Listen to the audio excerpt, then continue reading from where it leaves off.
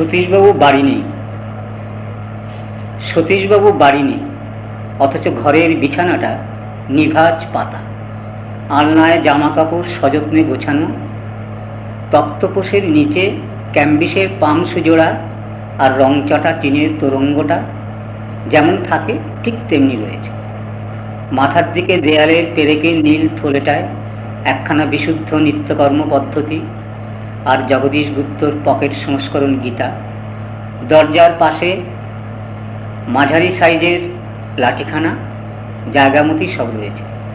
মাথার কাছে একটা টিপয়ে, প্লেটের উপর একটা চায়ের কাপ উপর করা, পায়ের দিকে একটা ছোট টেবিলে চশমার খাপ চাপা পুরনো খবরের কাগজ, কয়েকটা হোমিওপ্যাথি ওষুধের শিশি, একটা ভাস্কর লবণ, একটা অমৃতাঞ্জনের ফাইল, বাড়ি খরচের একটা হিসাবের খাতা।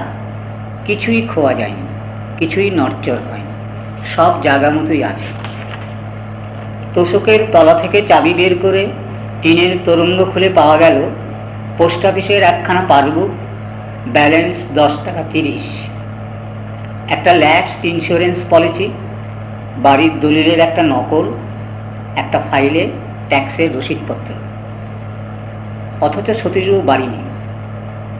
অথচ আজকের ডাকেও সতীশবাবুর নামে জনৈক আত্মীয়ের চিঠি এবং ইলেকট্রিকের বিল এসেছে।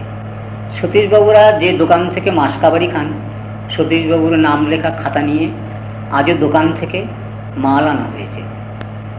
অথচ সতীশবাবু কদিন বাড়ি নেই। অথচ সতীশবাবু নেই কথাটা যেন কিছুতেই বিশ্বাস করা যাচ্ছে না।